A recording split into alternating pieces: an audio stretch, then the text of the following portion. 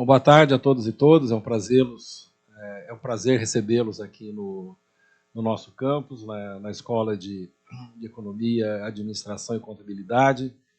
E é um segundo prazer convidar o professor Varran, que foi professor dessa universidade, foi diretor da Escola Politécnica, foi pró-reitor de pós-graduação, foi vice-reitor, foi reitor dessa universidade e atualmente é professor emérito. Eu sabia que era um nome bonito, mas eu não sabia que era o emérito. E agora secretário da Ciência, Tecnologia e Inovação. Então, o professor Varran tem uma tradição muito grande dentro da universidade e tem um aspecto, que quase todas essas posições do professor Varran eu pude acompanhar a partir de pró-reitor de pós-graduação. É a defesa da universidade, é a defesa da autonomia da universidade. Qualquer assunto que for conversado, em qualquer posição que o professor Varran esteja, ele defende fielmente esses valores, e isso é muito bom para nós termos um secretário de Estado nessa posição e podendo nos defender nesses próximos anos, não só na defesa no sentido de ataque, mas nos defender no sentido de apoio, no sentido de construção de um futuro melhor para as nossas universidades. Então, professor Varran, por favor, com a palavra. Bem, obrigado, Carlote, pelas suas palavras. Obrigado ao professor Jacques pelo convite. É uma honra sempre voltar para a USP, falar um pouquinho com meus colegas, rever amigos que às vezes a gente não tem tempo de conseguir rever, conversar, e poder externar um pouquinho do meu ponto de vista, algumas ideias que eu tenho para compartilhar com vocês e para a gente poder discutir. Eu começo até com o título.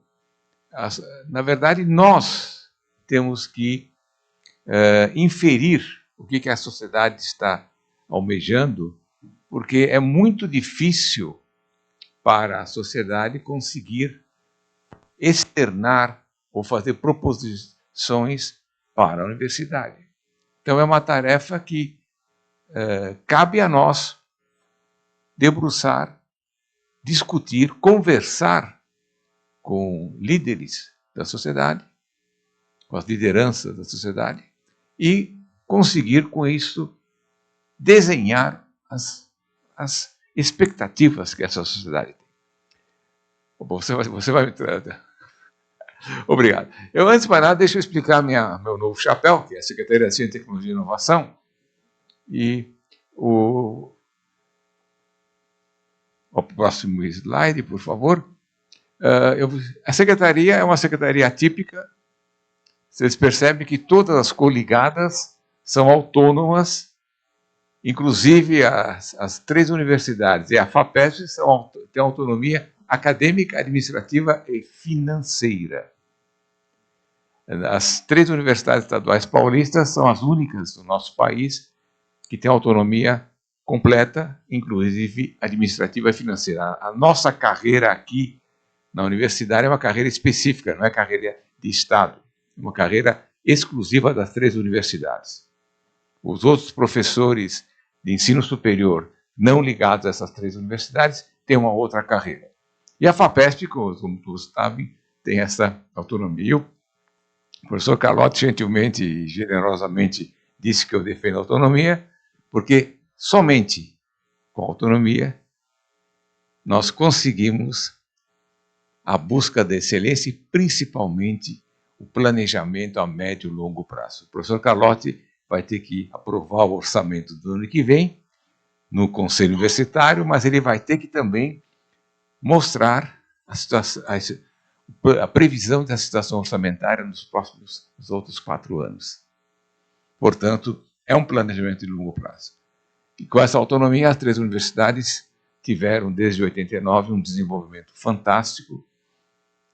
Falando sobre o ponto de vista, já que estamos na FEA, né? Falando sobre o ponto de vista econômico, aumentamos o número de alunos, aumentamos o número das nossas publicações, aumentamos, quer dizer, a produção aumentou sem o número de alunos de pós-graduação aumentaram muito grande. Aliás, nas 3 universidades, o aumento de alunos de pós-graduação foi fantástico, sem o aumento de gastos. Por quê? Porque os gestores tinham e têm condições de planejar. E quando tem alguma crise, graças à autonomia, você consegue combater essa crise. E, logicamente, as universidades passaram por seus momentos de crise.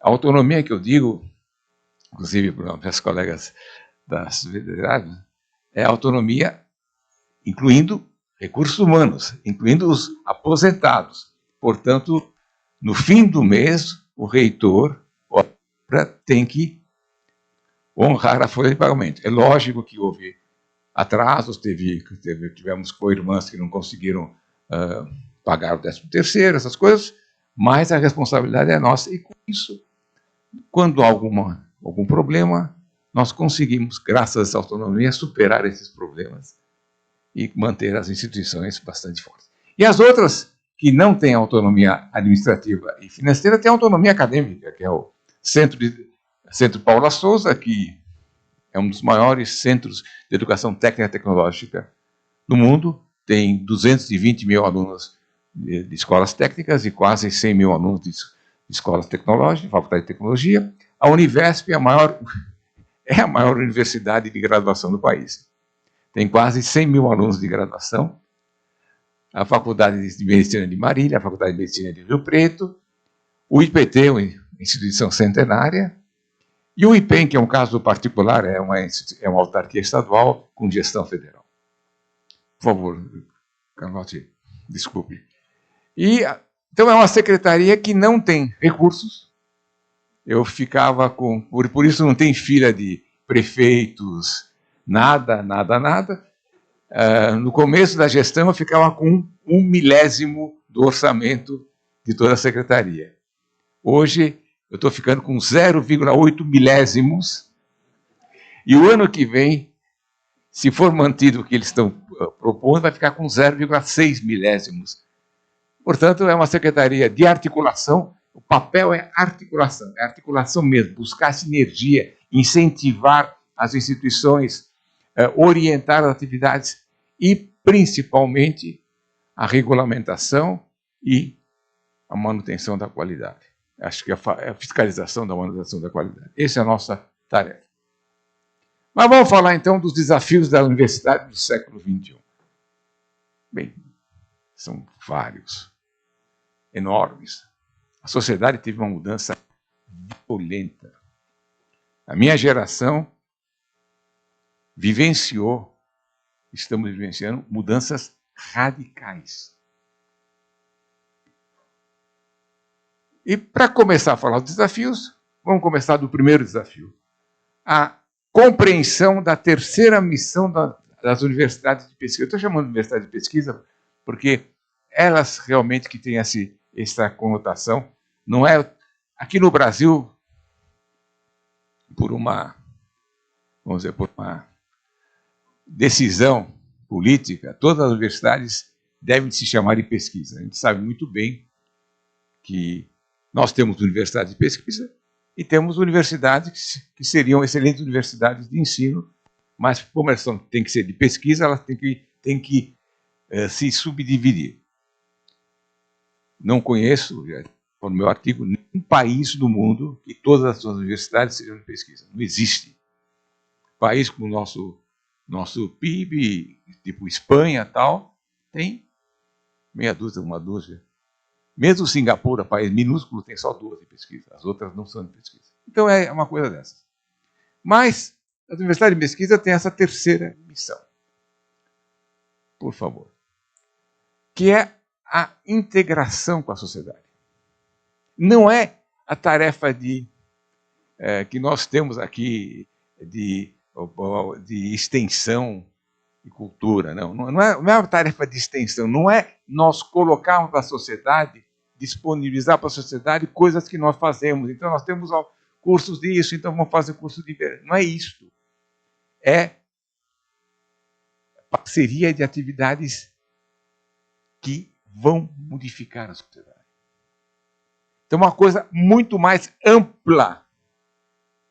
Porque, de fato, as universidades brasileiras têm sempre esse braço de extensão. Mas aqui é muito mais do que isso. E sempre baseado em conhecimento. Nós somos uma universidade, não somos uma instituição qualquer. Então, nós somos os detentores do conhecimento e nós temos que compartilhar esse conhecimento com a sociedade de uma maneira mais intensa e equalitária. Esse é o grande desafio que é a terceira missão.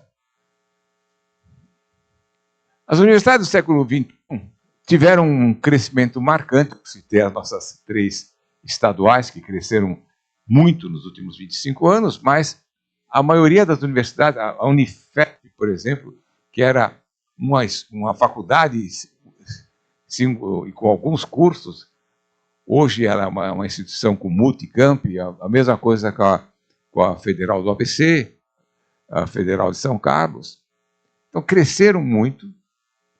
E tem outra peculiaridade. São instituições que têm que prover conhecimento continuamente, porque nós vivemos agora numa sociedade de conhecimento. Século XXI, a nossa moeda importante é o conhecimento.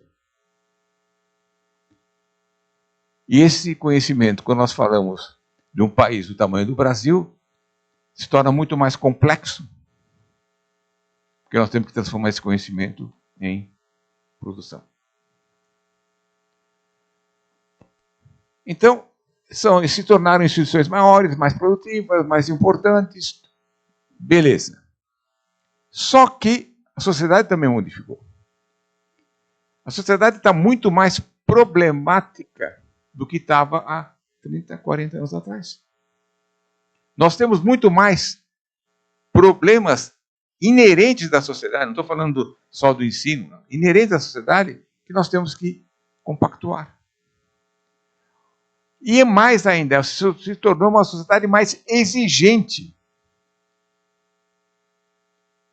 Um aluno, que o professor Jacques e eu estávamos acostumados a lidar na década de 70, 80 do século passado, é totalmente diferente e mais demandante, não tenho nem exigente, mais demandante do que há 30, 40 anos atrás. E há uma desconfiança muito grande do que está sendo feito. Essa desconfiança, não sei nem logicamente os sociólogos, aqui a professora Maria Hermínia pode dar uma explicação melhor, mas essa desconfiança é real. E é uma dúvida muito grande do financiamento público versus gestão pública. Porque financiamento público, e isso nós temos que defender, é difícil dizer, as universidades privadas dos Estados Unidos não são privadas, são universidades que dependem dos recursos públicos, porém têm uma gestão pública. Citam muito o MIT. MIT tem anos que 85% dos recursos vêm do governo federal dos Estados Unidos. Então, isso está colocado em jogo. Se nós vamos sempre ter financiamento público ou gestão pública. Isso chegou também na área da educação. E eu defendo sempre a ideia que nós temos que ter a visão da universidade como solucionadora de problemas da nossa sociedade. A sociedade tem que nos ver como solucionadora de problemas e não só como uma instituição que consome recursos. Então, essas expectativas da sociedade são cada dia maiores e, felizmente, bastante coerentes. Respeito às diversidades, sustentabilidade da própria sociedade. Hoje já não é uma sustentabilidade somente analisando sobre o aspecto ecológico. Aliás, a sustentabilidade hoje sempre foi defendida em um tripé. O tripé do meio ambiente, o tripé da social e o tripé econômico. Hoje mudou um pouquinho, chama-se ESG, quer dizer, ambiente, social e a gestão corporativa. E a sociedade quer ver o retorno dos recursos investidos nas universidades.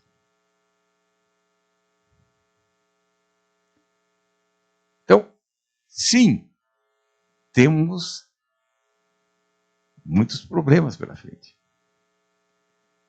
Temos que discutir esse assunto. Discutir esse assunto de uma maneira mais aberta.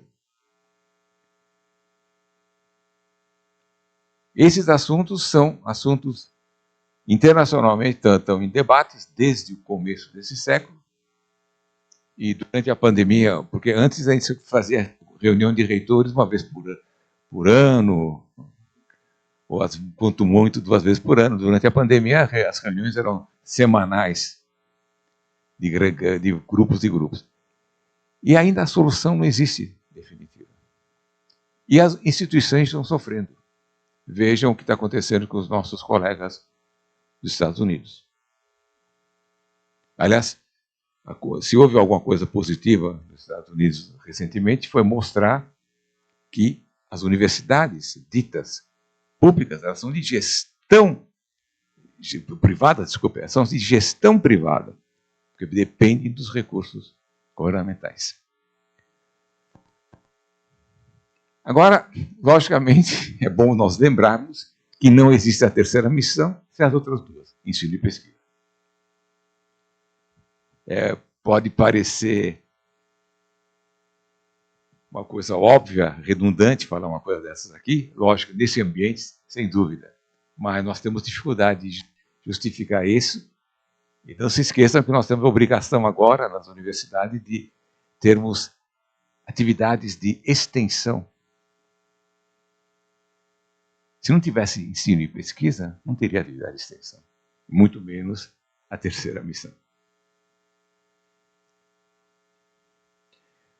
Então, se eu puder resumir a terceira missão, isso aqui é a transferência de conhecimento para a sociedade, mas de uma maneira intensa. É transferência de conhecimento, não é treinamento, não é permitir o uso dos nossos equipamentos esportivos, é transferência de conhecimento.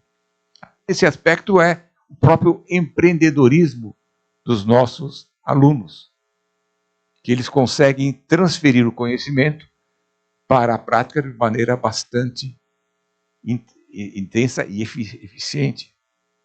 Desenvolvimento regional. E isso, desenvolvimento regional que a gente diz, não é somente, não, estamos em São Paulo, é diferente de Mato Grosso. Não, não é isso. Nós estamos em São Paulo, que tem desenvolvimentos regionais bem distintos aqui dentro.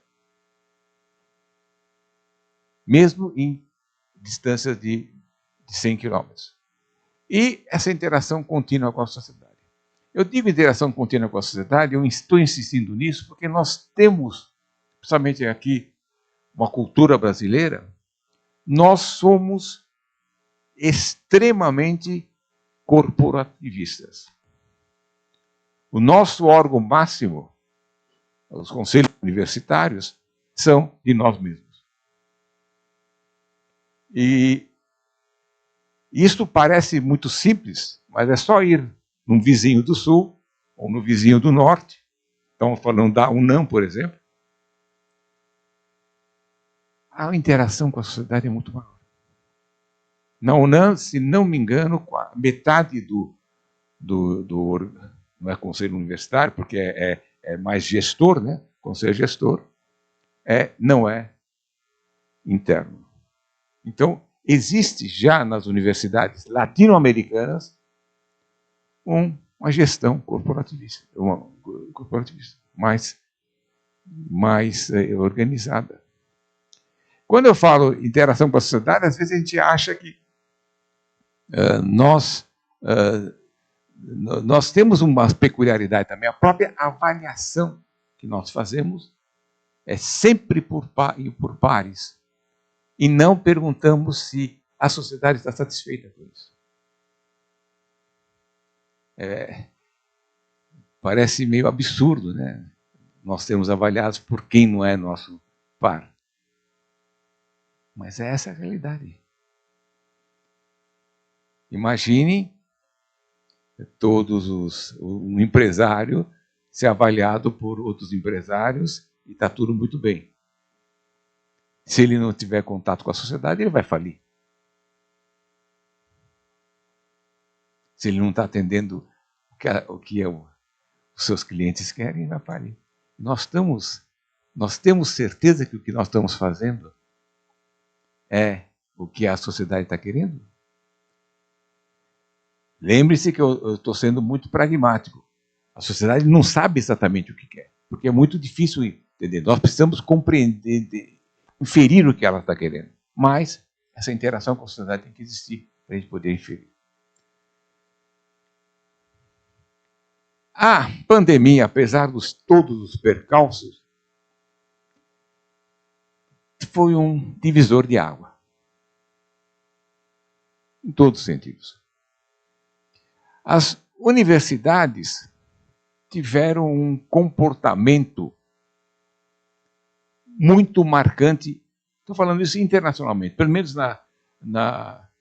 inclusive no Pacífico também, nos países asiáticos também. Um comportamento muito maduro e não foi combinado isso, foi mais ou menos instintivo. Nós mantivemos as atividades sem contato físico, mas foram mantidos.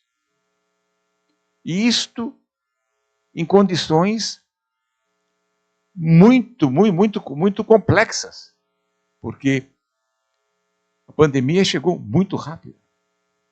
As instituições não estavam preparadas para isso. E isto foi vamos dizer, um movimento, um crescente, uma vibração interna da universidade. Talvez porque nós estávamos em contato contínuo com os jovens que são os nossos alunos. Eu vou dar o exemplo da minha universidade, peço desculpas, mas, aliás, eu fiquei lendo as circulares que eu soltava durante a pandemia. 2 meses depois, ainda estava achando que estava acabando, ia acabar logo, tal. Depois chegamos, depois de 6 meses, como ficou sendo claro, que não era um negócio tão simples assim.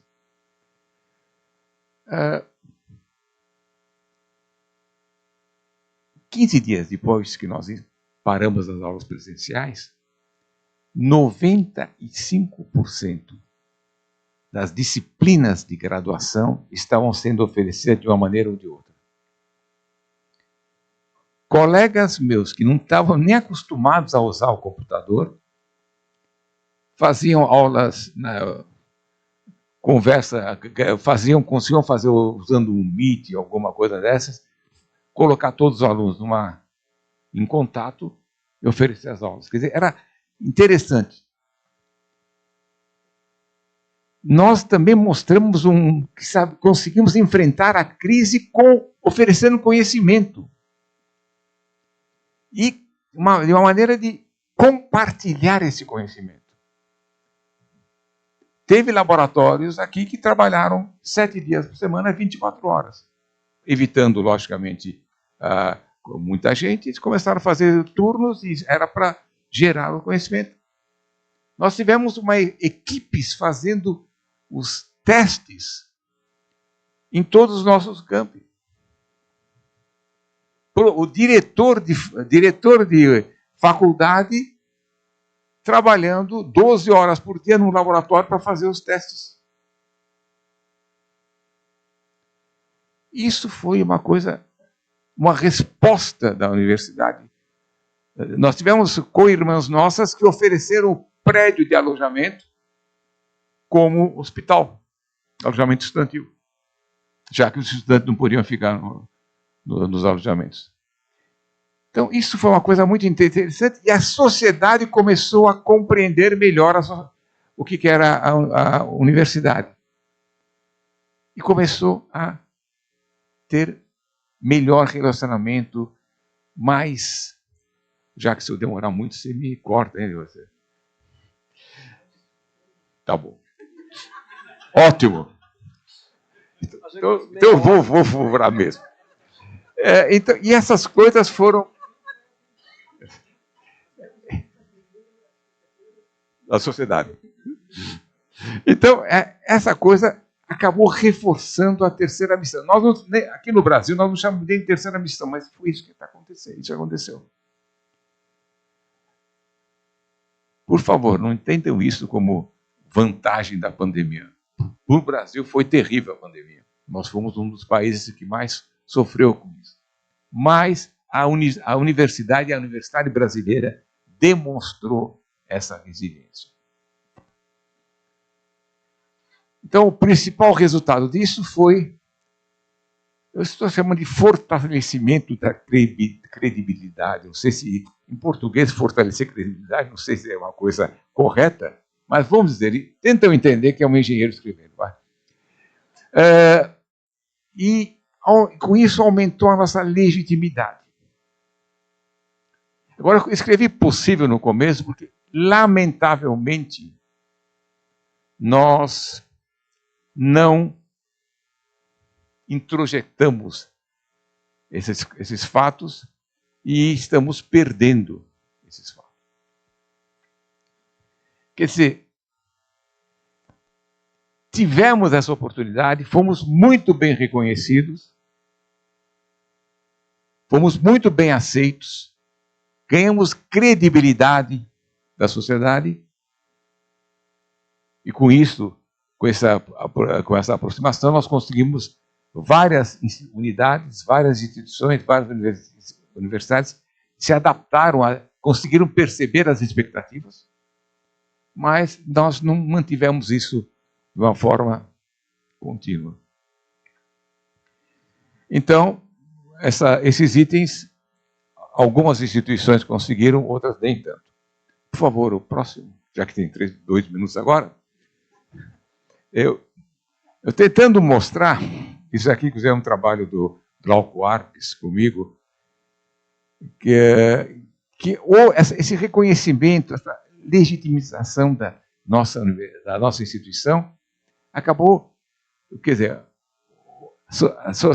teve demandas novas da sociedade, estávamos no meio de uma pandemia, as universidades mudaram totalmente a sua estruturação, os alunos tiveram outro comportamento, porque também estavam vivendo um momento muito difícil.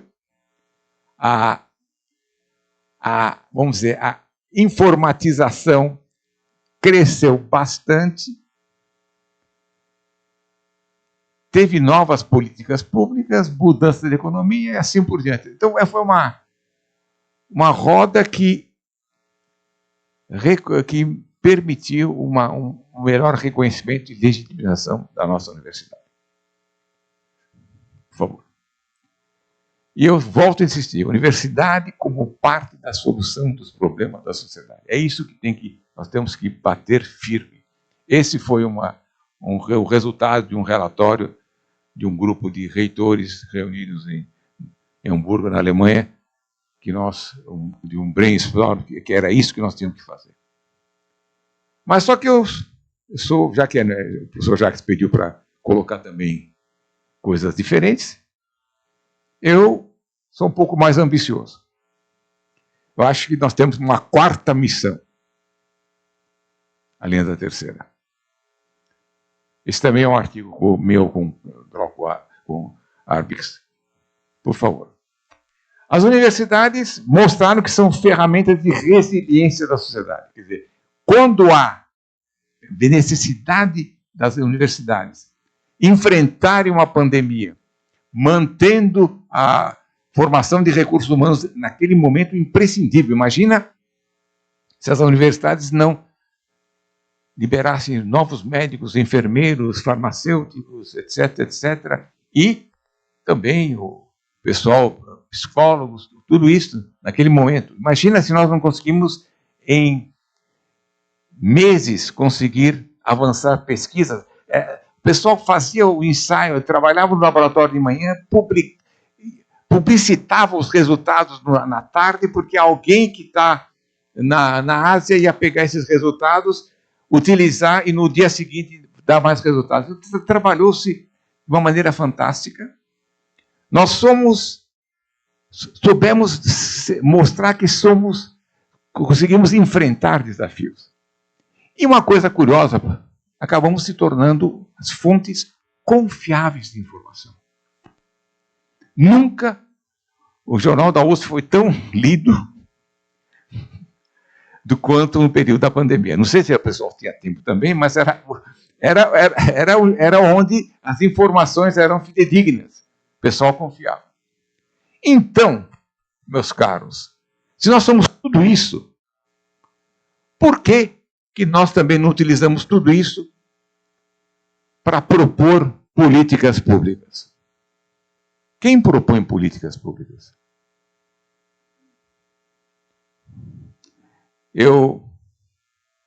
Algumas décadas atrás, eu fui coordenador de Ciência e Tecnologia da então Secretaria de Desenvolvimento Econômico. Eu era o único doutor. Secretaria de Desenvolvimento Econômico, Ciência e Tecnologia, não sei se tinha inovação na época, turismo tinha, acho que um monte de coisa. O único doutor.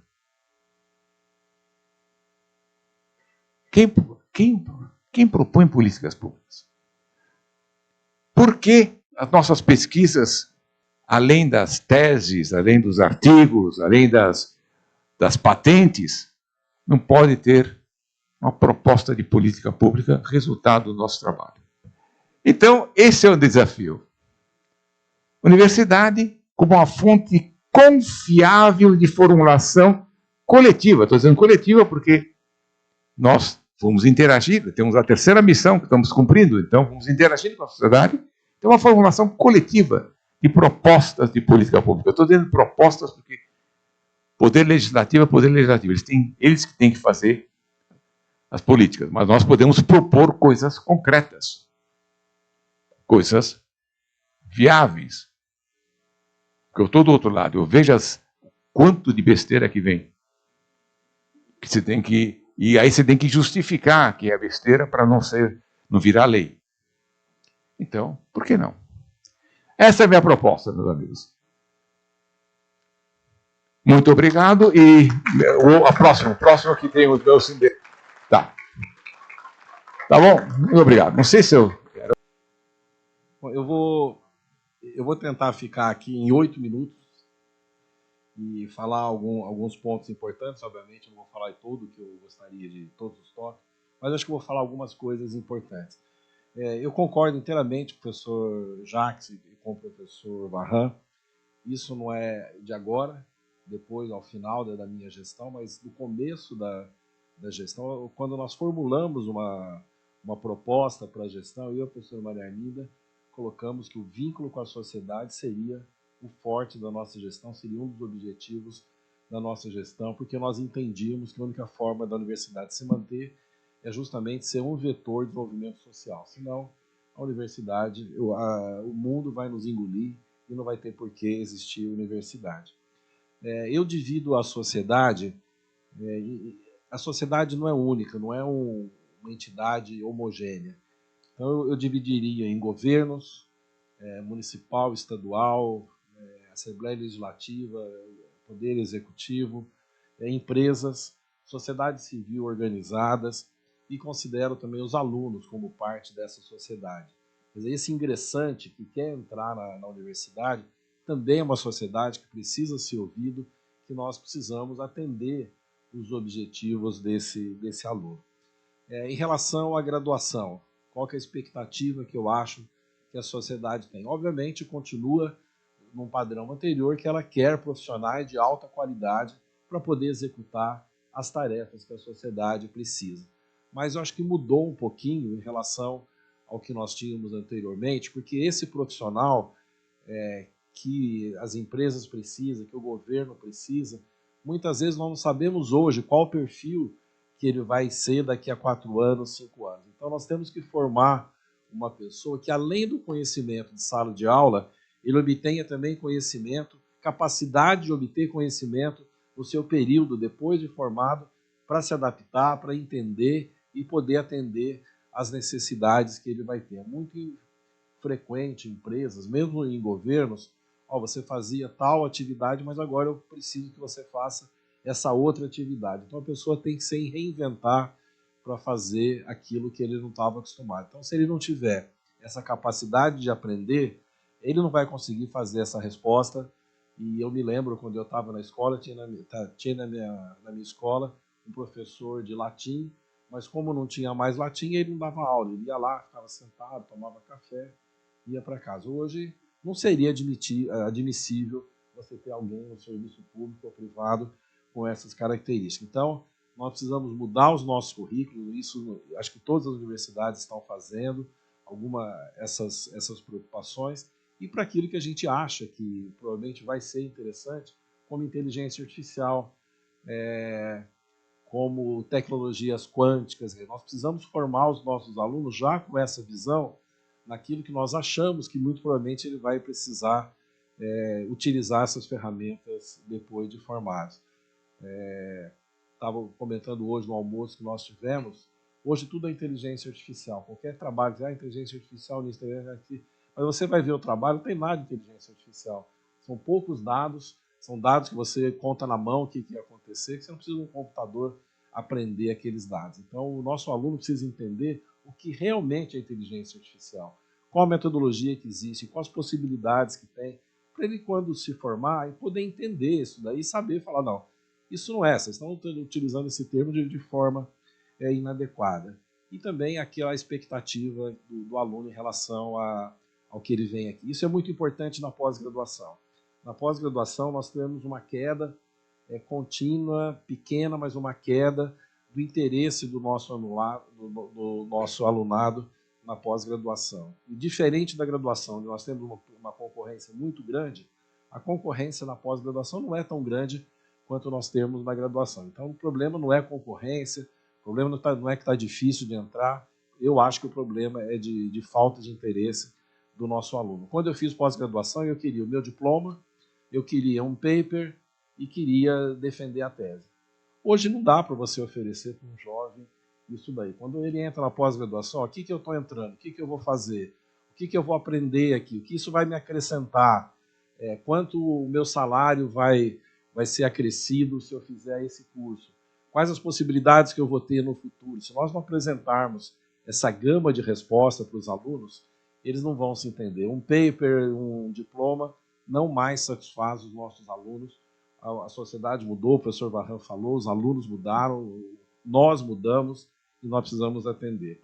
E não podemos também ter uma pós-graduação de 10 anos. Quer dizer, o tempo médio entre o aluno entrar no mestrado e sair no doutorado, na USP e no Brasil inteiro, o Esper sabe desses dados, está em torno de 9,5, 10 anos. É muito tempo você oferecer para um jovem, olha, daqui 10 anos você vai ganhar o título, mas aí eu vou estar na universidade, você é professor? Não. Aí você vai ter o título de doutorado, aí você vai ter que fazer o pós-doc, aí você vai ter que ficar no exterior. Aí você, lá com uns 40 e poucos anos, você entra aqui e no dia seguinte você já entra com o seu pedido de aposentadoria, porque você já passou do tempo. Então, acho que isso também nós precisamos mudar, tanto na graduação e pós-graduação. Então, quem faz pós-graduação, não dá mais para a gente aceitar, eu dou aula há 40 anos, por que você quer que eu mude a minha aula? Por que você quer que eu mude a minha disciplina? Você faz 40 anos que eu estou dando e ninguém está reclamando. Não, acho que nós precisamos fazer um movimento grande de mudanças para que nós possamos atender essa sociedade, que no começo é o aluno, mas depois é o setor que vai empregar esse aluno. Se esse aluno não tiver essas características que eu falei, ele não vai ser contratado. Então, acho que nós precisamos atender dos dois lados essa sociedade. Pesquisa. Pesquisa também, quando eu me formei, no começo da minha carreira, ter um paper era suficiente. Não precisava fazer mais nada. Eu publiquei um paper, publiquei 2 papers, acabou. Ninguém perguntava nada se eu fiz mais alguma coisa. Isso não acontece mais. Bom, que paper que você publicou? Qual o impacto desse paper? O que você criou? Justifique esse paper. Você mudou alguma política pública? Você mudou algum conhecimento? Isso é importante dentro da sua área de conhecimento. Então, isso vem agregado essa pergunta se eu publiquei um paper ou não. Então, a FAPESP já está assim, a CAPES já está assim. Me diga os seus 5 trabalhos publicados nos últimos 5 anos e justifique a importância desses trabalhos. Então, todo mundo está procurando esse impacto e não só numerologia. Numerologia é importante, eu acho que ela não vai desaparecer tão cedo, mas ela já deixou de ser importante. Publiquei 10, publiquei 20, o 20 é maior que o 10, então você vai ganhar mais do que o outro. Não é assim. Nós vamos ver qual o impacto da sua produção, qual que isso causou. E na pesquisa também, nós precisamos ter um contato com a sociedade, responder perguntas para a sociedade que nós achamos que é de interesse. Obviamente é difícil a gente fazer uma consulta popular para saber o que a USP deveria pesquisar, o que a Unesp deveria pesquisar, mas nós devemos ter uma sensibilidade de captar essas informações e poder fazer uma produção de acordo com o que está acontecendo na sociedade. Então, aqui na USP, por exemplo, cada um de nós certamente tem uma solução. O que nós criamos, nós temos os departamentos, temos a nossa escola, isso foi tudo mantido, mas nós criamos uma outra camada, que nós chamamos de centro de pesquisa, para responder essas perguntas. Então, meio ambiente, justiça social, transição energética, agricultura, inteligência artificial, tecnologias quânticas, nós criamos centros para poder ser rápido, para poder responder de uma maneira adequada as perguntas e poder interagir com empresas, interagir com sociedade civil, interagir com governos. Isso deu agilidade a essa pesquisa. É claro que nós continuamos com as nossas pesquisas nos departamentos, nas nossas escolas, ninguém foi prejudicado, mas a essa outra camada, eu acho que nós demos agilidade e demos maior visibilidade a esse tipo de pesquisa. E pesquisa, não existe pesquisa primária, secundária, terciária, pesquisa aplicada, pesquisa básica, não. Tem boa pesquisa e pesquisa ruim. Para mim está muito claro, depois da decisão de reitoria, que você tem que ter todo tipo de pesquisa. Se engana quem pensa que para solucionar esses problemas quer uma pesquisa pouco disruptiva, quer uma pesquisa incremental, não é.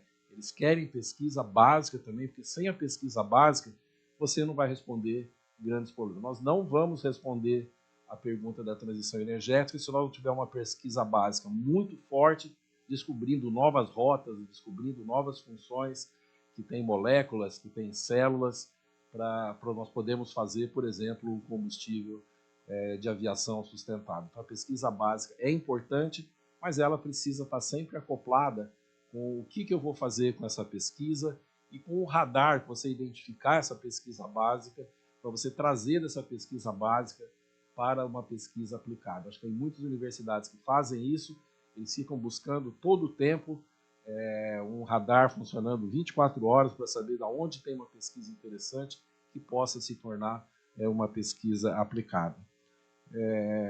Bom, acho que não era isso bem que eu queria dizer, mas em 8 minutos, acho que eu estou no 9º minuto aqui, eu agradeço, parabenizo a comunidade de métricas, que eu aprendi agora esse nome, é comunidade de métricas, não é curso, workshop, não é pessoas, não é o Egídio, é comunidade de métricas. Muito obrigado.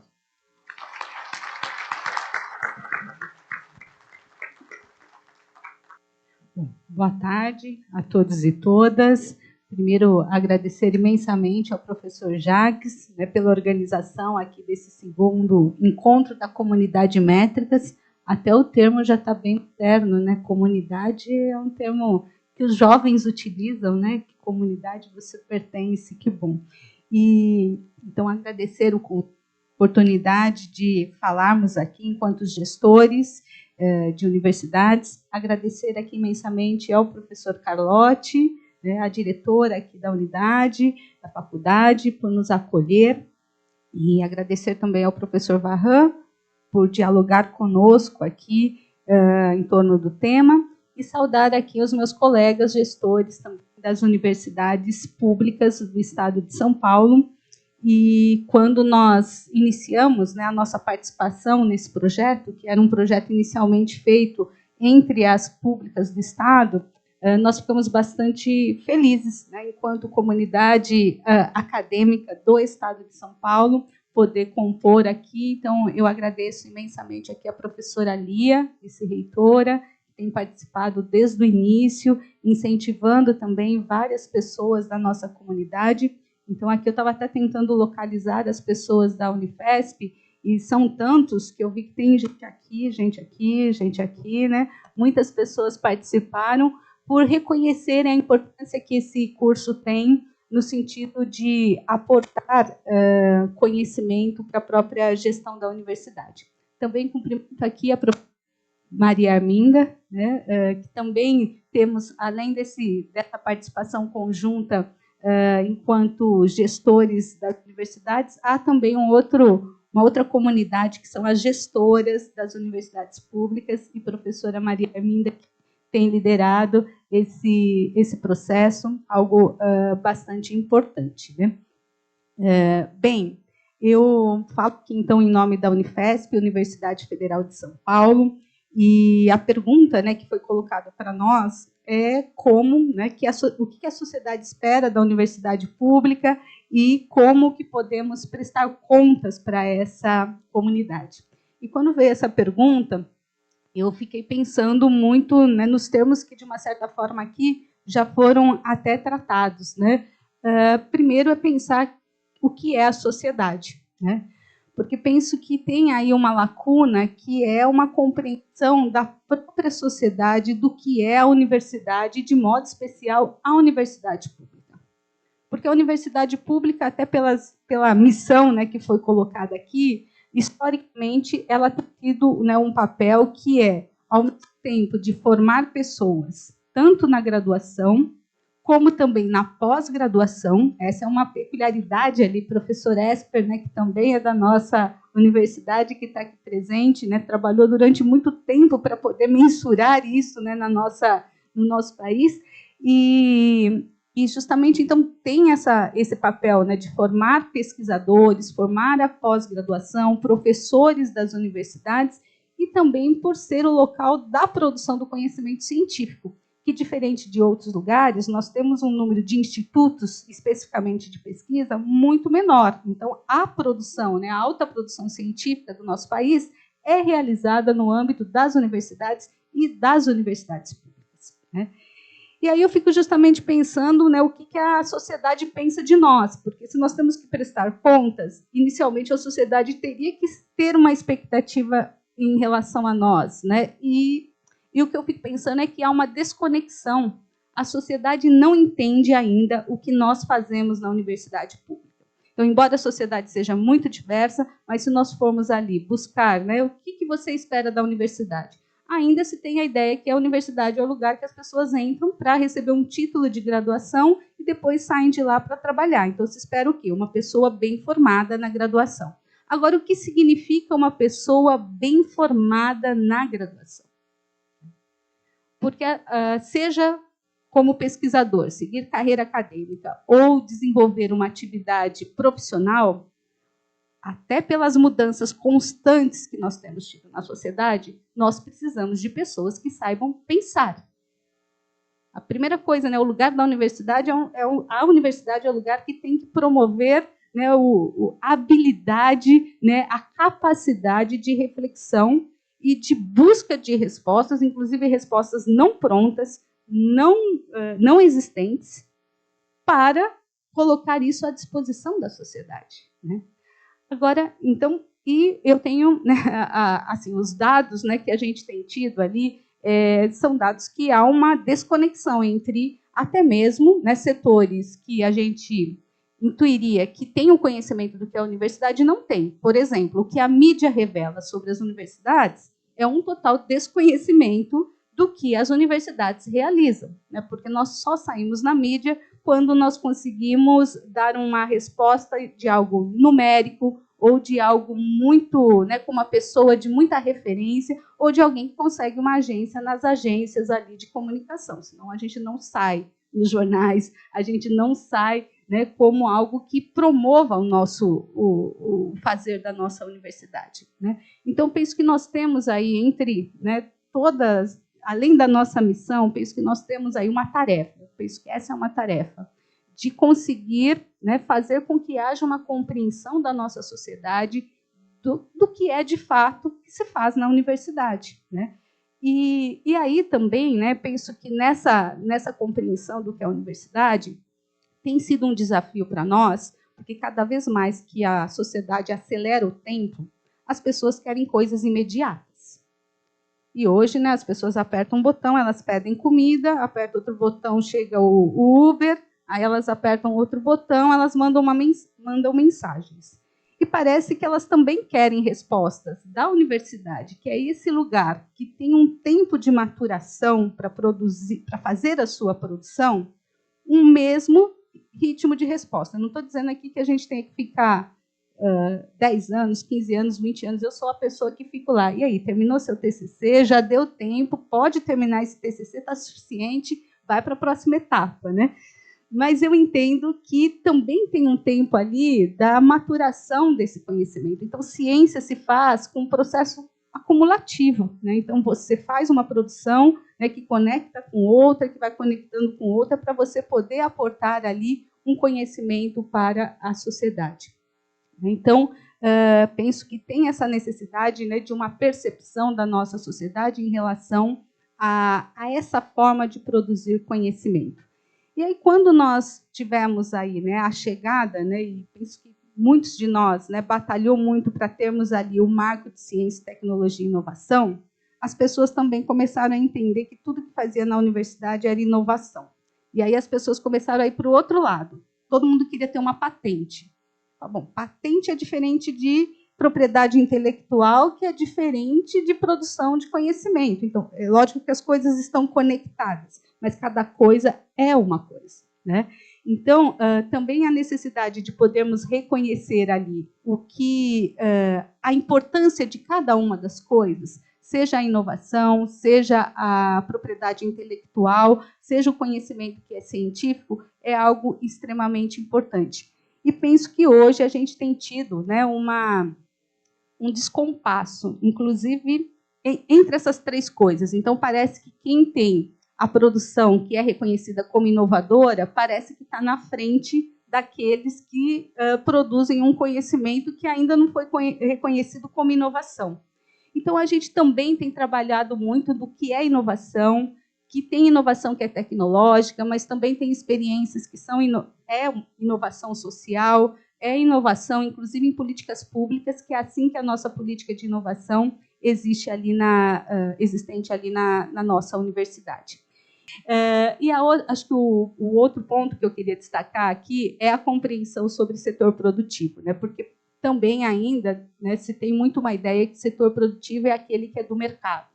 E quando nós falamos de setor produtivo, nós estamos falando, né, de um complexo de produção. Então, quero aqui agradecer a esse curso de métricas, porque penso que aqui tem sido colocado, né, conhecimentos e desafios e aportado possibilidades de mensurarmos, né, de termos indicadores, de termos elementos que possa demonstrar esses vários desafios e essas várias respostas que a nossa universidade tem tido, né, reconhecendo a importância que ela tem na formação, na produção do conhecimento, na interação com a sociedade e o seu papel estratégico no desenvolvimento social, econômico e político do nosso país. Então, muito obrigada e fico à disposição.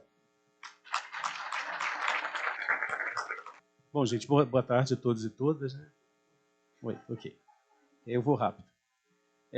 Boa tarde a todos e todas. Então, eu vou falar um pouquinho de algumas posições da Unicamp nos últimos tempos, que eu acho que tem uma discussão que, de maneira geral, está muito bem qualificada aqui, e muitos dos temas que foram levantados, eu acho que são temas que estão em conjunção com aquilo que a administração atual da Universidade de Campinas pensa. O papel da universidade, aquela universidade que nós queremos, aquela universidade que a sociedade quer, eu acho que é realmente uma responsabilidade que a gente tem que chamar para nós a cada vez. Né? E a minha dúvida, sempre a minha dúvida é assim, para eu saber o que o meu cliente quer, e aí eu vou fazer cliente-sociedade, eu tenho que conversar com ele. Então, eu não posso, como universidade, estabelecer, sem conversar, o que as pessoas querem e para onde eu tenho que ir. Então, eu acho que uma das coisas que a gente tem realmente, talvez, pensar é aumentar o nosso grau de humildade e virar a universidade para a sociedade. Por que eu estou falando isso? Virar para a sociedade não significa que a universidade vai trabalhar exclusivamente para a sociedade, porque a geração de conhecimento ela tem várias dimensões. Então, a gente realmente tem, como já foi falado, a pesquisa básica. Sem a pesquisa básica, a gente não vai para muito lugar. A gente tem diferentes níveis de pesquisa, diferentes níveis de formação, mas eu acho que a gente precisa aumentar o grau de conversa que a gente faz com a comunidade. Porque a partir do momento que a gente faz isso, e isso é usado como um processo que as universidades podem admitir, a gente, na verdade, pode incorporar isso na forma como a gente prepara os nossos alunos. A gente pode pensar que essa conversa constante com a comunidade pode também nos dar inputs de pesquisas que possam interessar a comunidade como um todo. E, a partir daí, eu acho que a gente pode caminhar para o aumento da percepção da importância da universidade na sociedade. O professor Varran foi muito feliz quando ele fez o comentário de que, durante a pandemia, houve um aumento bastante considerável da percepção da importância da universidade para o grande público. Eu, particularmente, acho que, nesse momento, a universidade se virou para a comunidade e foi trabalhar com a dor da universidade, da comunidade que estava acontecendo. Era alguma coisa que era uma dor que era para todo mundo, era indistinta, mas a universidade realmente teve a sensibilidade de dizer o seguinte: opa, essa dor aqui é realmente uma coisa que eu posso contribuir como geradora de conhecimento, e a partir do momento que eu faço isso, eu abro a perspectiva e abri a perspectiva. Essa perspectiva foi confirmada mais tarde, com a possibilidade de, por meio do conhecimento, eu vou buscar soluções, e essas soluções foram buscadas, e a gente conseguiu, num prazo recorde, desenvolver vacinas que salvaram milhões de pessoas.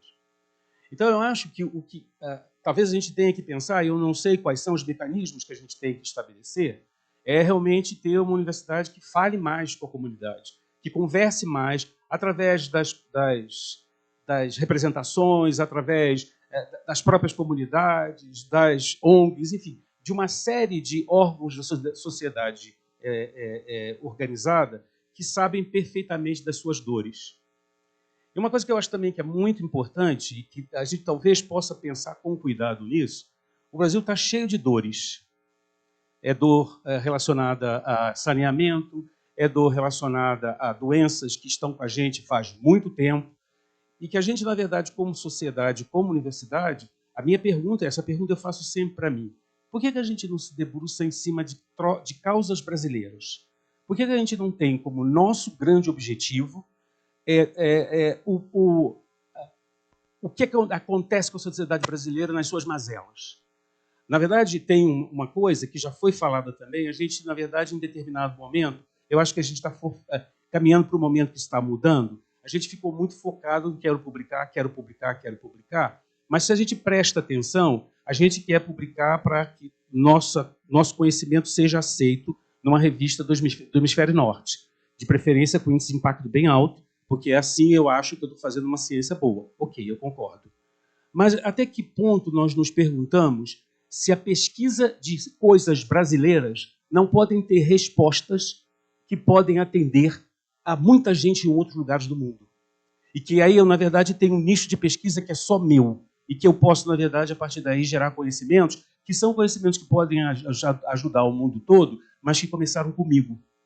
Então, na verdade, eu acho que essas são as grandes perguntas que eu acho que a gente tem que fazer ao longo do processo. Por quê? Porque a partir do momento que a gente faz com que esse movimento seja um movimento natural, em que a universidade está conectada, que a gente está formando alunos que estão o tempo todo conversando com a comunidade, que os nossos cursos de graduação sejam menos, digamos assim, informativos e mais práticos, que as pessoas possam entender rapidamente como é que eu posso usar esse conhecimento. Obviamente, em nenhum momento do que eu estou falando, eu estou separando a pesquisa e o ensino de qualidade e extensão desse processo. Tudo isso acontece misturado, junto e misturado. Okay? A gente não consegue, como universidade de qualidade, separar essas coisas. Mas eu acho que a gente realmente pode ter a ideia de pensar, ou de pensar como uma proposta mesmo, de universidades públicas se virando com mais frequência para a comunidade e perguntar o que a gente pode ajudar. Então, eu vou puxar um pouquinho a experiência, e aí eu vou puxar um pouquinho a experiência para o lado da extensão. Eu tive a oportunidade, como pró-reitor de Extensão e Cultura na Unicamp, viver algumas experiências que ficaram muito claras para mim. Por quê? Porque, primeiro, as pessoas entraram em determinados territórios, a área de extensão fala muito nisso, para levar uma determinada situação que era uma demanda da comunidade. Okay? Chegou ali e viu que tinha uma porção de outras questões que estavam intrínsecas no território, que nem as pessoas do território perceberam, mas uma pessoa com um olhar crítico, como alguém que tem um treinamento científico, percebeu, e aquilo ali se desdobrou em pesquisa para aluno, deu tese, deu publicação, e, na verdade, houve um inverso da forma como pensamos a pesquisa. Ela veio da sociedade, é um tema que veio dali, e a partir do momento que esse tema foi desenvolvido, eu consegui trazer para a universidade outros conhecimentos, outras linhas de pesquisa e uma enorme diversidade.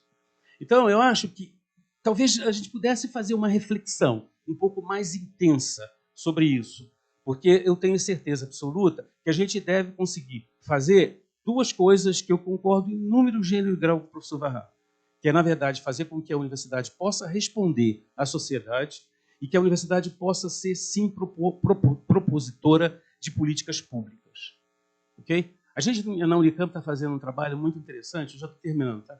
Está fazendo um trabalho muito interessante, que é assim, quem está fazendo esse trabalho está sentado ali, é a professora Priscila, da Faculdade de Ciências Aplicadas. Que é assim, é um levantamento que eles estão fazendo para perceber quanto da pesquisa que é desenvolvida na universidade é citada em órgãos governamentais brasileiros e mundiais como base para o desenvolvimento ou para o estabelecimento de uma política pública. Os dados são extremamente interessantes, porque mostra, e a gente desconhece isso, que muito daquilo que a gente está fazendo no dia a dia nas nossas pesquisas são aproveitados por pessoas de diferentes lugares, de diferentes países, para incorporar aquilo como base na proposição de uma política pública. Então, eu acho que assim, a gente é um momento que eu acho que é de grande reflexão. Eu acho que é uma enorme felicidade estar nesse ambiente, discutindo isso, porque, na verdade, é o momento de, olha, tem desafios que foram colocados. Como é que a gente responde a esses desafios sem perder a nossa qualidade acadêmica? Isso aí é um desafio. Como é que a gente, na verdade, consegue meio que se abandonar um pouquinho a nossa empáfia e realmente entender que, como universidade, a gente tem uma responsabilidade social, que é tentar e trabalhar para melhorar a qualidade de vida das pessoas no seu geral. É óbvio, eu vou terminar aqui, que a gente não vai poder fazer isso com todo mundo, porque existem diferentes graus e diferentes dimensões da pesquisa que é desenvolvida em universidades, ok? Mas eu acho que a gente pode pensar que eu posso começar a modular um pouco essa pesquisa, até mesmo como proposição para órgãos de financiamento. Eu posso modular essa pesquisa para temas ou para assuntos que realmente toquem a realidade das pessoas. Eu acho que a pandemia nos mostrou isso. Todo mundo entendeu, a universidade entendeu, todo mundo entendeu, nós estávamos numa grande contingência mundial, uma grande ameaça de sobrevivência no planeta, eu posso colocar desse jeito, sem medo de errar, que a partir do momento que a gente entendeu isso, a universidade se alinhou. Será que a gente pode voltar a ter esse alinhamento? Depende só da gente. Okay? Então, era mais ou menos isso que eu gostaria de deixar e, obviamente, concordar. Eu acho que tudo que foi dito, tudo que está sendo dito é muito apropriado e eu acho que é um outro momento. Né? Eu fico muito contente, professor Varran, de escutar todos os comentários, professor Varran está ali, todos os comentários relacionados a quais são os papéis da universidade e, sobretudo, daquilo que o senhor chama de quarto papel. Eu acho isso absolutamente fundamental. Então, é mais ou menos essa direção. Eu agradeço a atenção e obrigado, gente.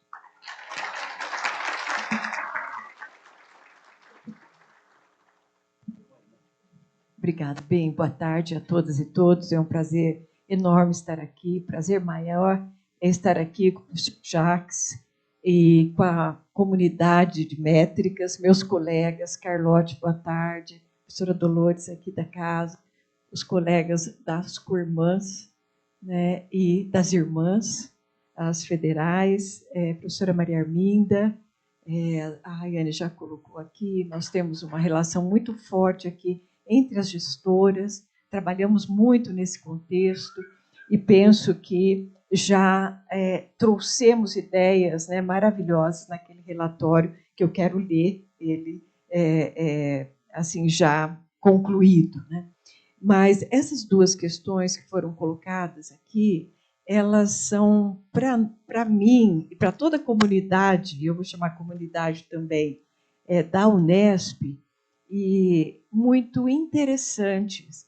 E nós, Unesp, nós temos um perfil um tanto diferente, né, das universidades que estão mais, ou melhor, centralizadas em uma, duas ou três cidades. Eu acho que a USP daqui, a Unifesp também diversificou muito, né, Rayane? A UFSCar está crescendo também, mas nós temos uma relação com os municípios né, que nós habitamos, que é uma relação incrível. E essa relação que nós temos é o que eu gostaria de trazer um pouquinho para vocês, né?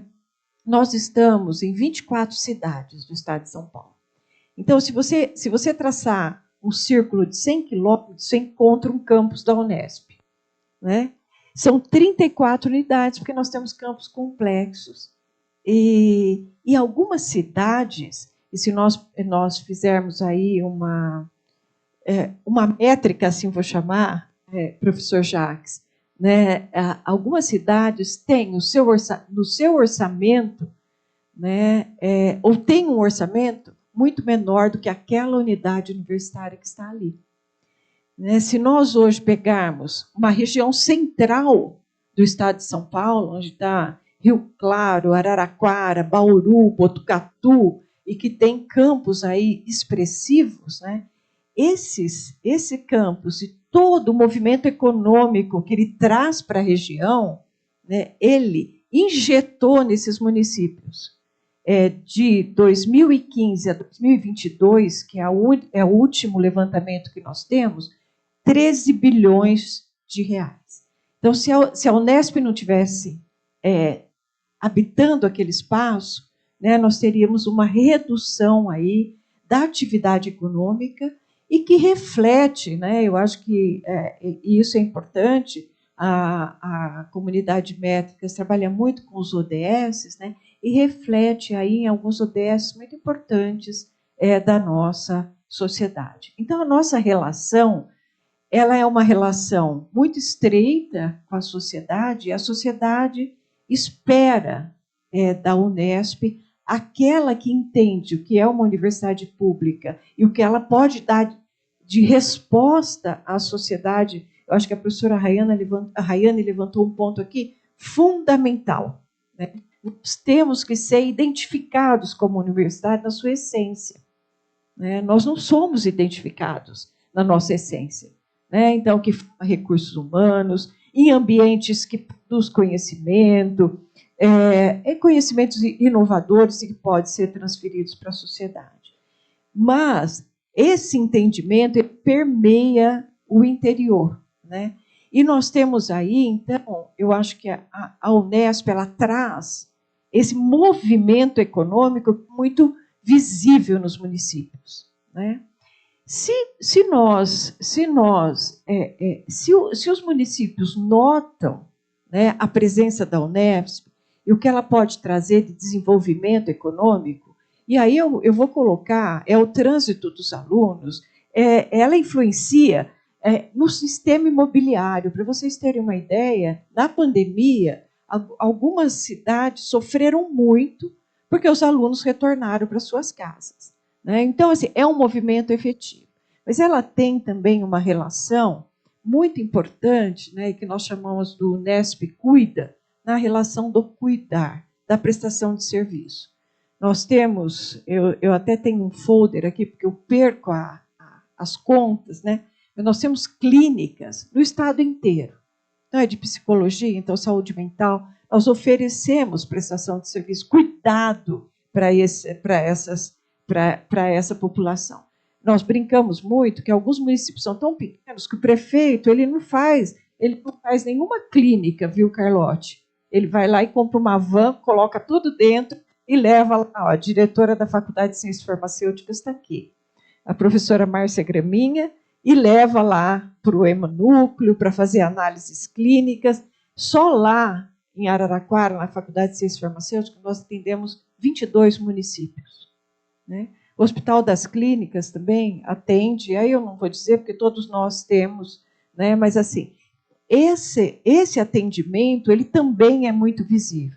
Então, nós temos uma relação que é interessante com a nossa sociedade na questão do cuidar, né? E que fica evidente, porque nós estamos, às vezes, numa cidade de 10 mil habitantes, como é Rosana, por exemplo, né? Nós estamos em cidades com 50 mil habitantes, ou 30 mil habitantes, eu calculo, como é Ilha Solteira, que tem uma complexidade ali, forma engenheiros, né? E forma pessoas importantes aí, especialmente nos cursos de licenciatura. Nós temos também um outro movimento, e aí eu vou parar por aqui, só para dizer para vocês o que a gente pensa dessa questão, e vou falar da terceira e quarta missão da universidade. Nós temos um movimento no Estado que eu acho fantástico. É uma universidade que oferece 46 cursos de licenciatura em todas as áreas. Em todas as áreas. Forma física, matemática, para contribuir para o ensino fundamental e médio, né, do Estado todo. Isso não é pouco, isso é muito. É uma das maiores, eu acho que nós também participamos ativamente da formação ou da especialização de professores via UAB. A gente já formou aí nos últimos 3 anos, ou seja, forneceu especialização para 15 mil professores aqui da rede e a gente não dá conta de oferecer. Então, assim, ela tem uma particularidade e ela tem uma aproximação com o legislativo. Então, nós temos deputados que são de uma determinada região, de outra. Então, nós corremos e temos o hábito, né, de conversar muito com o legislativo, né? Então, nós também passamos a conhecer problemas. Isso é muito interessante. Cada um de nós, gestores, conhece o prefeito, conhece o deputado que é da região, e trabalhamos com emendas e passamos a conhecer os problemas, né? Então, o que a gente pensa do futuro e o que a Unesp se aproxima muito, né? Então, a gente tem uma interação com a sociedade que é peculiar, e eu não vou repetir aqui tudo que o professor Carlotti falou, a professora Rayane e o professor Fernando Coelho. Nós somos formadores, né, de recursos humanos de altíssima qualidade.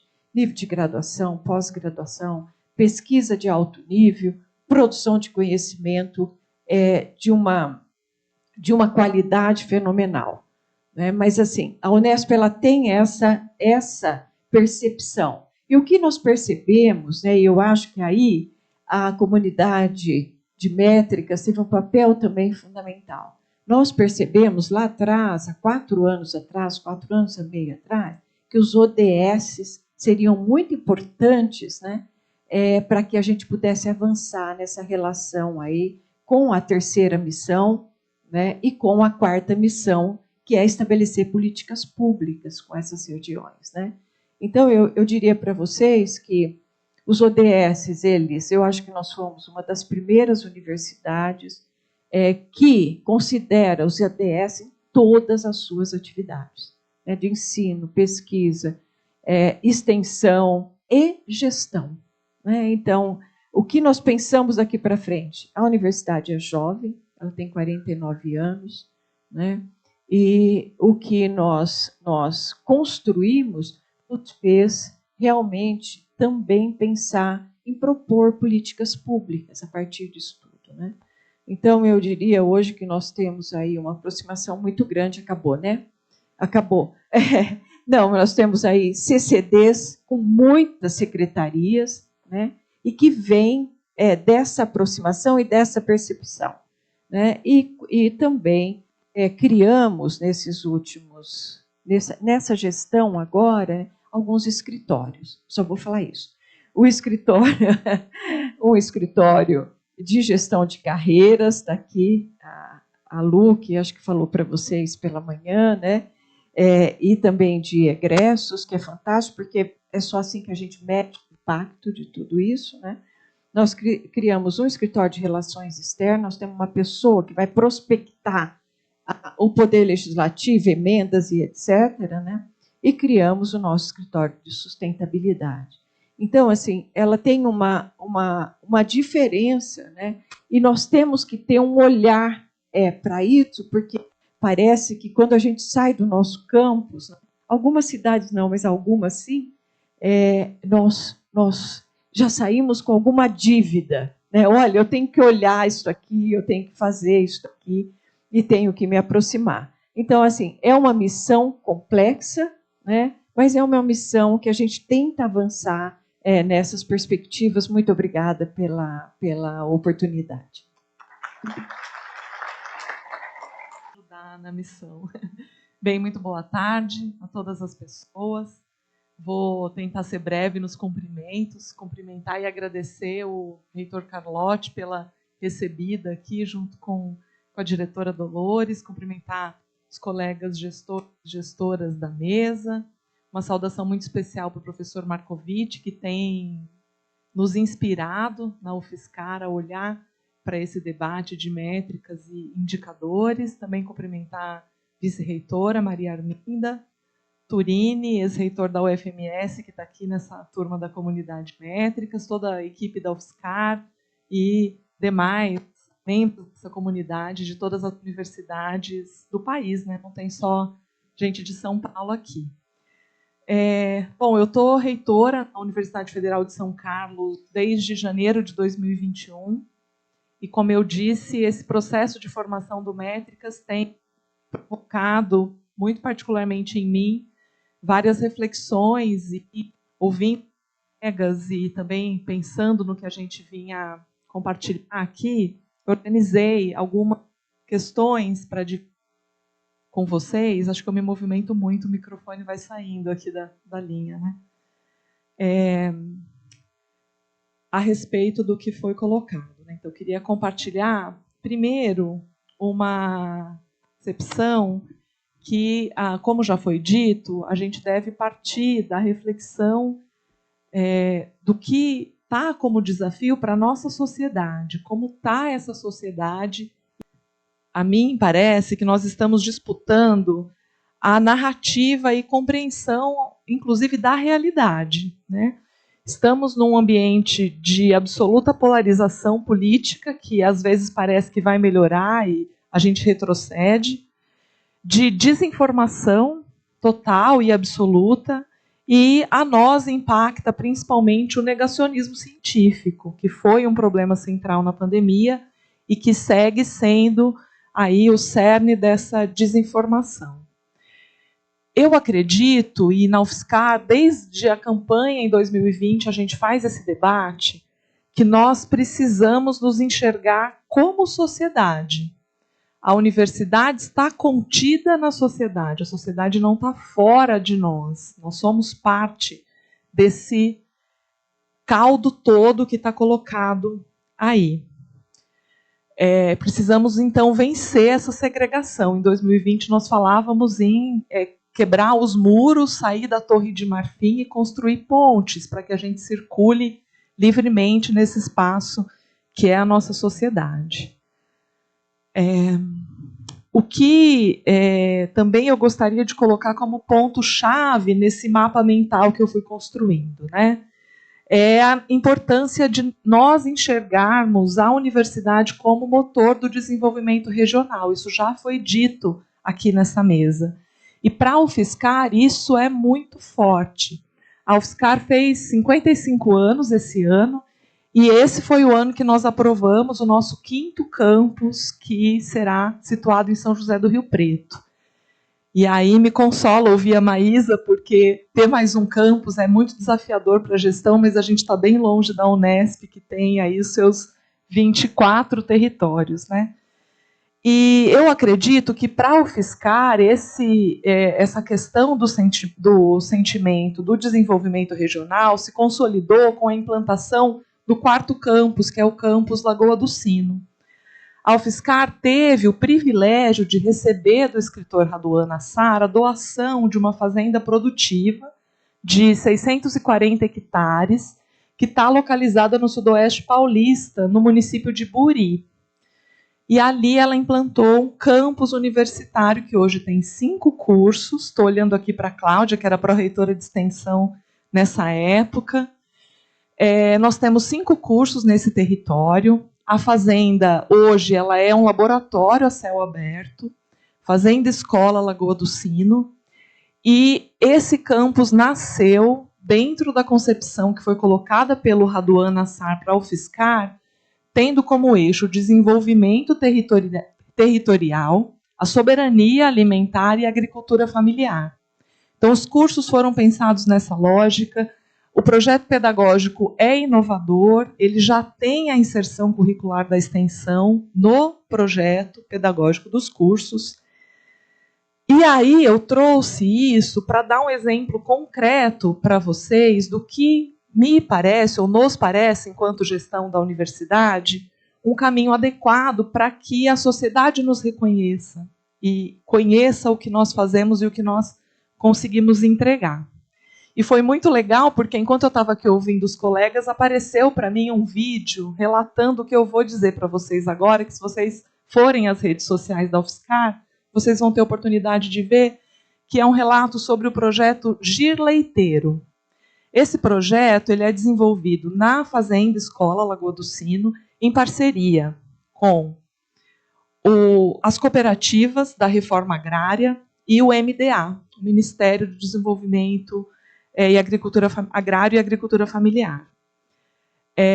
47% do leite produzido no Brasil vem da agricultura familiar. E o que esse projeto fez foi implantar embriões de gado com maior produção de leite para aprimorar a qualidade genética do gado que existe nas propriedades da agricultura familiar.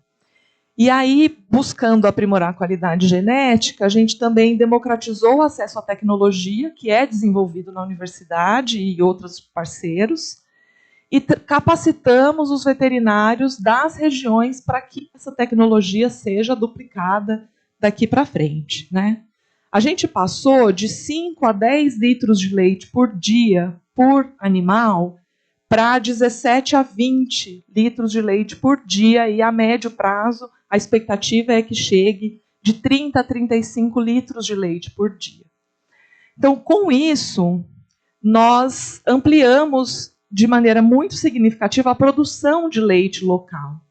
Essas pessoas vão ter mais renda, mais desenvolvimento e vão reproduzir um ciclo de desenvolvimento local e regional, que é o que nós desejamos enquanto sociedade brasileira, né?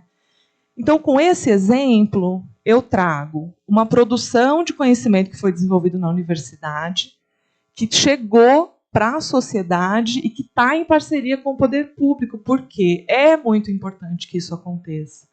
Nós temos tempos muito diferentes entre a academia, entre os movimentos sociais, entre os governos, e esse alinhamento é fundamental para que a gente tenha esse trânsito constante, né? E aí, para mim, isso está muito bem representado na inserção curricular da extensão. E o olhar para a extensão não como uma prestação de serviço, uma transferência de produção da academia para a sociedade, senão uma relação dialógica. Por quê? Essas pessoas inseridas nesse espaço, nós temos professores, estudantes, técnicos da universidade, que voltam para a universidade e retroalimentam novas atividades relevantes para aquela região. Foi o que o Fernando acabou de dizer. E eu acredito muito no papel da inserção curricular da extensão, mas eu tenho visto com preocupação como nós temos feito isso efetivamente lá na ponta, né? Então, me parece que trabalhar esse projeto de inserção curricular da forma como deve ser é crucial para promover o trabalho interprofissional, levar os nossos estudantes para esses ambientes e trazer boas perguntas para a sala de aula, né? A gente discutia no almoço quanto que dar aula para pessoas com mais tempo de vida enriquece a sala de aula. Então, quando a gente leva o estudante para a vida real, a gente faz isso independente do tempo de vida que ele tenha. E aí, eu queria também dizer da importância da universidade no território nacional brasileiro.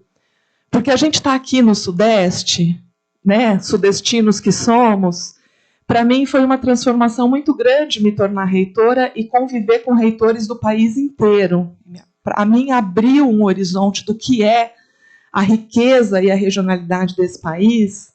E aí eu preciso discordar um pouquinho do professor Varran, que infelizmente não está mais aqui conosco, e dizer que a gente precisa refletir sobre essa discussão de universidade de pesquisa, porque ela precisa estar em todo o território nacional. Talvez a gente não tenha condição de ter todas as universidades públicas como universidade de pesquisa, mas a gente precisa ter pesquisa e desenvolvimento em todo o território para que o desenvolvimento regional aconteça, de fato, em todo o país. Já está apitando aqui o meu timer, eu teria mais algumas coisinhas para comentar, mas acredito que eu já consegui compartilhar aquilo que eu desejava trazer para esse debate e essa discussão. Agradecer muito a oportunidade, dizer que a UFSCar segue acompanhando, engajada e à disposição para o que temos por vir. Muito obrigada.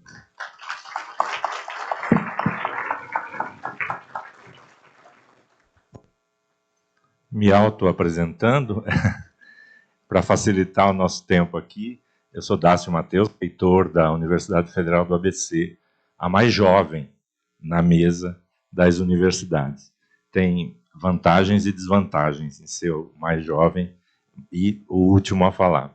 Primeiro, agradecer o trabalho de Jacques junto à comunidade de métricas. Eu acho que tem sido um marco importante no estado de São Paulo, inicialmente, mas hoje em todo o Brasil, e esse esforço, né, de trabalhar qualidade, na verdade, das nossas instituições é louvável e notável. Agradecer Carlote e a diretora Dolores pela recepção, meus colegas de mesa das irmãs federais e das co-irmãs estaduais, uma turma da UFABC que está aí, Maria Isabel, Silas, Ivan, que eu não estou vendo, mas, enfim, agradecer por essa oportunidade.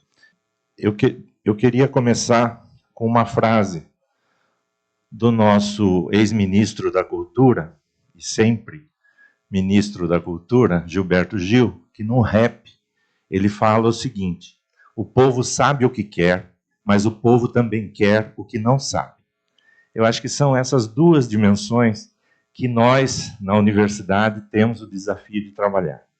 As demandas que o povo tem, clareza, né, de quais são, e aí a pandemia nos igualou a todos, embora os impactos foram diferentes para os diferentes grupos sociais, mas, sem dúvida nenhuma, todos nós sabíamos o que queríamos, era nos livrarmos da pandemia, né? Mas também quer o que não sabe, ou seja, muito está se gestando, está sendo e precisa ser gestado nas nossas universidades, e nós só tivemos capacidade de responder, não porque o nosso problema foi comum, mas senão pelo acúmulo que nós tínhamos de décadas e décadas de pesquisa nas universidades. Aí o povo percebeu que, opa, não surgiu do nada, não é mágica, ciência não é mágica, é construção e suor diário. E eu acho que esse é o grande desafio, de fazer uma alfabetização científica da população e do sistema educacional, para que se entenda de que nós não somos mágicos, nós somos trabalhadores da ciência e do conhecimento. E servimos justamente, em alguns momentos damos respostas, outros não temos as respostas prontas, vamos correr atrás. Então, acho que são as duas dimensões que as universidades precisam trabalhar e trabalham, né? A UFABC, ela surge há 19 anos atrás como uma resposta a uma demanda social da região do Grande ABC e dos movimentos sociais por educação de ensino superior de qualidade na região do ABC. Somos hoje mais de 3 milhões de habitantes naquela região e fizemos um levantamento recente da origem dos nossos ingressantes, né, e 90% dos nossos ingressantes são da região metropolitana de São Paulo, 70% do próprio, 50% mais ou menos do próprio ABC, e o que é da cidade, o restante da cidade de São Paulo, e o que é da cidade de São Paulo é da Zona Leste e da Zona Sul, ou seja, das áreas, das regiões lindeiras ao ABC, o que simplesmente demonstra, né, a demanda gigantesca que a região metropolitana tem com relação a ensino superior e de qualidade. Eu estou reitor já há 7 anos, era vice-reitor, hoje estou há 7 anos, e no segundo mandato nós elegemos um mote de plano de gestão, que foi o FABC presente. Nós precisávamos trabalhar a presença da UFABC no território, e a presença da UFABC no território local, regional e nacional e internacional. E modular essa presença em todas essas dimensões é um grande desafio. Porque nós, como espaço acadêmico, temos o privilégio de poder acessar conhecimento ao nível mundial, coisa que as nossas comunidades locais nem sempre têm capacidade de acessar. Então, é construir excelência com um olhar para o desenvolvimento regional, local, regional, mas com a inserção internacional e a inserção global, até porque grande parte dos problemas hoje que a sociedade começa a perceber, né, atrapalhada pelo negacionismo científico, mas começa a perceber, se não pelos sinais claros que estamos recebendo, a gente consegue buscar essas soluções ao nível global. Acho que nós vivemos 2 grandes crises globais, as crises climáticas, que nos atingem a todas e todos, e, mais uma vez, a justiça ambiental nos diferencia, né, nos impactos que essa crise causa no planeta todo, e a crise das democracias. Eu acho que é outra crise mundial que nos aflige, ou pelo menos nos inquieta a todos no planeta. Mas, e aí, eu acho que muitas das coisas foram colocadas aqui, e eu queria destacar que a gente precisa olhar para a qualidade da formação, né? Nós tivemos um período longo de uma formação disciplinar, onde as disciplinas se colocavam, e ainda são importantíssimas no sentido de aprofundamento e produção de conhecimentos disciplinares, mas a gente retomar reflexões e formação dos nossos alunos, foi dito aqui, ensiná-los a aprender, ou seja, aprender a aprender permanentemente, e mais do que aprender a aprender permanentemente, numa visão holística e numa visão interdisciplinar dos problemas. Porque nós não resolvemos, aliás, nós nos colocamos em várias das enrascadas que estamos por tratar problemas complexos com uma visão simplista e disciplinar, que ao sugerir algumas soluções, criaram efeitos colaterais que hoje a gente se vê numa encalacrada ambiental, numa encalacrada civilizatória, inclusive. Então, acho que esse é um aspecto, sempre com excelência e inclusão, porque nós deixamos, através de políticas públicas, hoje o perfil da universidade, a cara do estudante, né, da universidade brasileira mudou. Efetivamente, nós trouxemos os segmentos, estamos trazendo, vamos dizer assim, os segmentos das várias classes sociais para dentro da universidade, e é fundamental. E sem perder qualidade, que superamos esse suposto paradoxo de que poderíamos, com inclusão, perder qualidade, e, pelo contrário, a gente vê empenho, vê dedicação e vê excelência em todos os segmentos sociais que participam. E, concluindo, eu queria dizer o seguinte, que essa conversa, estar presente na comunidade local e na comunidade regional, é um diálogo diário com os agentes sociais, quer seja dos poderes públicos, do legislativo, dos movimentos sociais. A UFABC participa da Agência de Desenvolvimento Regional, participa do consórcio intermunicipal, participa, e nós temos levado todo ano, esse é um compromisso nosso na UFABC Presente, todo ano os nossos relatórios de gestão para os 7 prefeitos da região e para os 7 presidentes das câmaras municipais. Agora mudou esse ano, eu já visitei 3, faltam 4 ainda, mas vamos trabalhar para levar para eles isso, porque a maioria dos prefeitos me recebem com o secretário de Educação do lado. Quase nenhum me recebe com o secretário de Desenvolvimento Econômico, com o secretário da Saúde, com o secretário de Meio Ambiente, enfim, porque não tem a dimensão de qual é a relação que eu quero estabelecer naquela conversa, naquela visita. E, sem dúvida nenhuma, os nossos relatórios de gestão são fundamentais. Deu 8, deu mais 2, é isso? A nossa presença efetiva nesse diálogo com os vários agentes e com os movimentos sociais também são fundamentais. E aí, sem dúvida nenhuma, eu acho que a 4ª missão colocada pelo Varran, que é inspirar políticas públicas, eu acho que é fundamental, porque talvez esteja aí a parte do que o povo quer, o que não sabe ainda, e nesse diálogo nós podemos efetivamente avançar. Então, era um pouco dessa nossa contribuição, e agradecer também do Projeto Métricas, que tem mudado, assim, aprimorado os nossos instrumentos de planejamento e de prestação de contas também. Agora eu encomendei lá para a equipe, nós criamos o escritório de dados e nós encomendamos para a equipe agora que o próximo relatório de gestão avance para além dos resultados, faça uma avaliação de impactos, o que é um desafio aí importante. Mas obrigado. Antes de passar a palavra ao professor Carlotti para encerrar essa nossa rica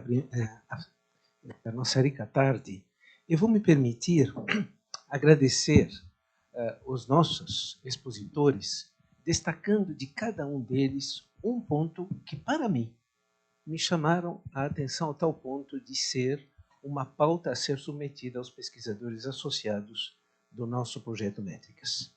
Mas, antes disso, eu quero cumprimentar a professora Maria Armida e pedir ao professor Esper transmitir à FAPESP o nosso agradecimento, porque sem a FAPESP nós não teríamos esse projeto. Portanto, esse reconhecimento deve ser feito. Eu vou começar de baixo para cima. Quando o professor Dácio nos lembra que devemos incluir na nossa pauta o que a sociedade quer, mas não sabe. Isso significa pesquisar muito mais a fundo do que é verbalizado pela sociedade com quem interagimos. Ele recomenda um diálogo permanente com a sociedade. A professora Bia traz um caso muito concreto, que de alguma forma dialoga com o que o professor Fernando Coelho mencionou, que são as dores da sociedade. Quando ela menciona um caso concreto de um campus com uma fazenda laboratório que se preocupa com segurança alimentar. A professora Maísa conta para nós essa extensão geográfica da Unesp. E, a partir daí, mostra várias iniciativas, mas uma delas é o cuidar.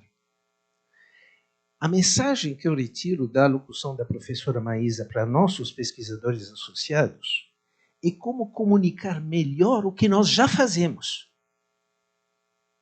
Porque há muito que é feito, mas não se torna visível, talvez por um excesso de informação na transmissão. Como comunicar melhor com essa sociedade que nos mantém. Professor Fernando Coelho nos traz esse trabalhar com as dores da sociedade. Não trabalhar com os temas populares ou com os temas que são, vamos dizer, mais visíveis na comunidade acadêmica, mas ir ao encontro de onde estão as dores, como foi o caso da crise sanitária. E a partir daí, a partir desses temas, ele nos convoca para o que o Brasil já faz na área da agricultura e saúde, o professor Carlotti conhece bem isso, nós somos referência mundial na área de saúde e agricultura. A professora Araiane, como socióloga, pergunta, você sabe o que é sociedade? Vocês ficam falando em sociedade, vocês sabem o que é sociedade? E ela diz o seguinte: estudem melhor o que é sociedade, traduzem isso em algo concreto. E para isso precisamos pensar mais. Daí ela traz a preocupação com o pensamento dos nossos alunos. Professor Carlotti, que está já há 3 anos e meio na gestão e que trouxe tantas respostas, ele que foi também pró-reitor, me parece que ele traz um caso que precisa ser aprofundado, que é escolher temas de interesse da sociedade e reunir competências em torno de um centro. Quer dizer, não se parte do que o professor quer, mas se parte do que a sociedade quer, e entre os centros que foram citados eu incluo da Amazônia, que transcende as nossas fronteiras.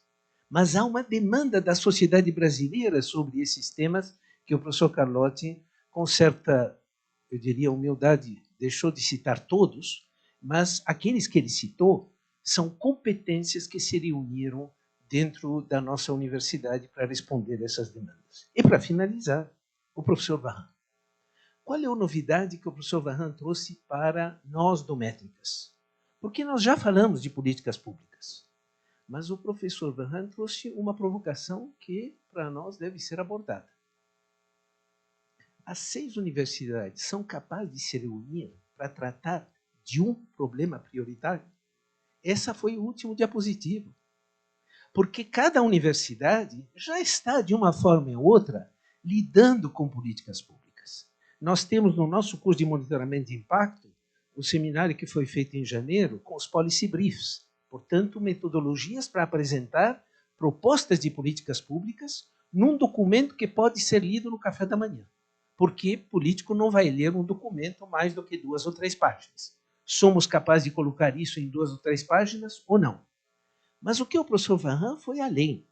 Ele está desafiando as 6 universidades a reunir o que elas têm de melhor para resolver um problema prioritário. Com isso, professor Carlotti, eu não posso deixar de agradecer o fato de nós termos nessa universidade a oportunidade de fazer com que o projeto Métrica seja hospedado nessa instituição, mas é um projeto interuniversitário aberto para todo o Brasil, mas também que vai além das fronteiras do Brasil, porque nós já estamos nos entendimentos com a Universidade Católica de Angola para que esse projeto sirva às universidades lusófonas da África. E com isso, mais uma vez, muito obrigado e devolvo a palavra ao professor Carlotti.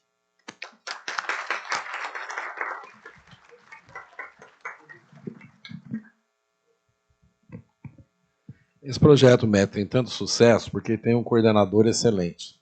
Então, numa fala, o professor Markovic consegue entender aquela fala, buscar o que é principal e deixar muito claro o que a gente precisa fazer. Isso que é MET, quer dizer, não podemos ter 1 milhão de métricas, não vamos chegar a lugar nenhum com 1 milhão de métricas. São poucas métricas que avaliem realmente alguma coisa bastante importante, como ele disse, e que você tenha uma ferramenta confiável para você medir. Não adianta eu querer medir alguma coisa que eu não vou ter metodologia, que eu não tenho condições, a pergunta é boa, mas a metodologia não é boa. Então, eu acho que isso tem feito e tem evoluído, professor. Eu acho que do tempo que o Métricas está aqui, antes o que nós queríamos fazer é criar ferramentas nas universidades que fizesse aquilo que nós estávamos acostumados. Número de papers, número de alunos, tal. Então, nós criamos. Agora não, nós queremos criar outras métricas que realmente meçam o impacto daquilo que nós fazemos, tanto para divulgação, como também até para proteção nossa, nesse que o senhor falou na divulgação. Nós precisamos medir e divulgar aquilo que a gente faz, porque só assim as pessoas vão nos apoiar. Em relação a essa iniciativa, acho que os reitores aqui, a provocação, nós aceitamos a provocação. As 3 estaduais, nós já temos feito algumas iniciativas conjuntas. Eu tive uma reunião essa semana com o professor Marcos da Costa e o professor Varran, que nós estávamos discutindo os nossos editais de tecnologias assistivas para pessoas com deficiência. Então, nós fizemos o edital conjunto, estamos avaliando, e eu acho que isso foi muito bom, transformou nossas 3 universidades em fonte de resolução de problemas para a Secretaria, né, do Marcos da Costa. E, obviamente, se nós formarmos 6, isso vai ficar muito mais potente a capacidade de nós respondermos perguntas. Então, super obrigado. Eu não sei se eu tenho que fazer alguma coisa formal, além de agradecer as pessoas aqui, vocês que vieram, os colegas das universidades que falaram, agradecer a Dolores por nos hospedar aqui na FEA e que tenham um bom dia. Muito obrigado.